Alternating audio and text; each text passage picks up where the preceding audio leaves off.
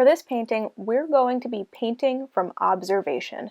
So the very first thing we need to do is figure out exactly what we will be painting. So this first part of the project will be learning how to set up a still life. A still life is a series of objects that are set up for the purpose of drawing or painting. Still life compositions typically consist of everyday objects that would normally be found in the home, and since they are posed to be part of a drawing, it really doesn't matter if they make sense together or not. So what I've done is I've collected a few things that I would like to play around with to see if I'd like them to be part of my still life. So one thing I have is a mug. I have a salt shaker. I usually like to include something that is more organic and not man-made, so I have a very old sweet potato that has started to grow vines. Let's see if we can place it somewhere we can see. The reason I like these more organic shapes is because if I make a mistake, that mistake will be way less obvious to my viewers since potatoes come in all sorts of shapes and sizes. Whereas if I were to mess up this mug and say it wasn't perfectly symmetrical, it would be a little bit more obvious to my viewers. To contrast this mug, which has a pretty busy design on it, I'm throwing in this solid pink dumbbell so that my still life isn't too busy and too distracting for the eyes. And lastly, I'm including a shoe. For our still lives, we want to choose between 4 to 6 objects, and ideally you will find objects that have variety. They will be different shapes, different sizes, different colors, and all of this variety will help to create contrast and interest within your composition. You'll also notice that I created a neutral backdrop by placing this printer paper on my table, and I'm also working against the white wall.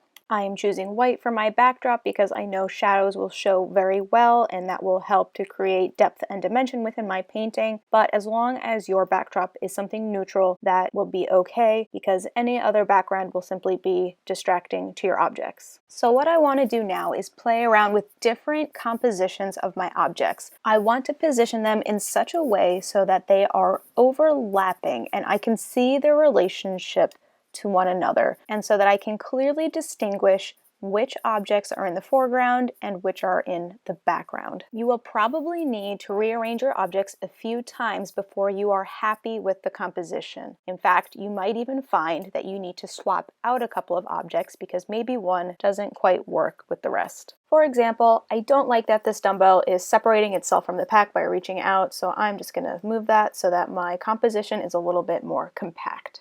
Before I start to take photos of my still life, one very important thing that I need to consider, and so do you, is a strong light source. Without a light source, it's harder to see the value changes and the drop shadows within your items, and those things keep your painting from looking flat. It gives it more drama and contrast, and it also helps to support the idea that these are three-dimensional items. From moving my light around, I've created some very dramatic cast shadows on my backdrop coming from my items. So when I'm taking a photograph, we've talked about how to photograph our 2D work, but with 3D work, it's a little different because there's so many different angles to look at. So ideally, I'm going to take a few photos so that I can get a couple different viewpoints. So I want to make sure, if you guys can see on my camera, I'm getting very close. You can see that my items take up the majority of my screen. Nothing is going off the edge, although that is perfectly fine. The one thing I do want to avoid is getting over top of it because that kind of eliminates all the overlapping that I've created. So I'm going to get up close. This photo will encompass everything. If I want, I can get even closer. Some of my objects will be cropped out. This is fine because it's taking advantage of the entire page instead of having a lot of background and white space to worry about. And maybe I even want to try an angle that is right level with my painting. So if I'm going to do this, I probably want to rearrange my items so that I can see them because my cat is kind of getting lost. This is also interesting because now I've got some foreshortening going on with the spuds on the potato. The only thing I don't like is that the spuds are kind of the same value of the shoe behind it. So when I go to my painting, I might manipulate that so that there is a little bit more contrast because I don't want those spuds, which are very interesting to me, to get lost in the painting. As part of your grade for this painting, I will be looking for several different photographs, so you can do that by either rearranging the items you have or even swapping out some items for different ones.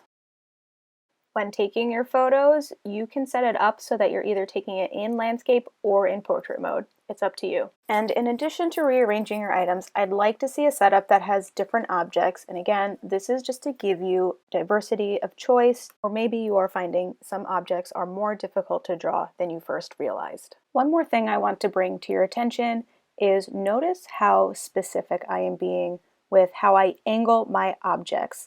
I am not simply placing them flat on so I only see one side. For example, with the tissue box, I have it so that the corner is facing me, so that I'm getting a little bit more of a dynamic shape to it rather than just a flat square. In addition, I can really show the difference in the light source by comparing the light side that is closer to the light to the dark side that is further away from the light.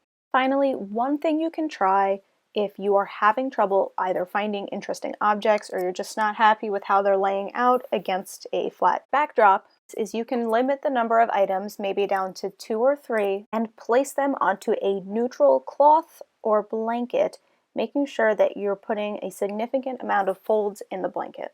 And they can be a little bit more simple because the blanket is giving so much intrigue with all of the folds that it balances out the lack of items and the lack of interesting shapes within your items. If you choose this option, just make sure that you are making your cloth or fabric interact with your items so that you can see the clear relationship between them and it doesn't look like they are just floating in the middle of space.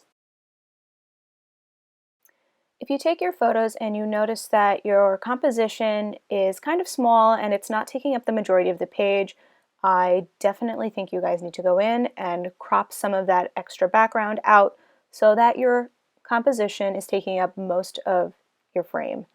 And if you want, and I encourage this because I think it looks nice, you can even crop out some of your items so that they are going off of the page.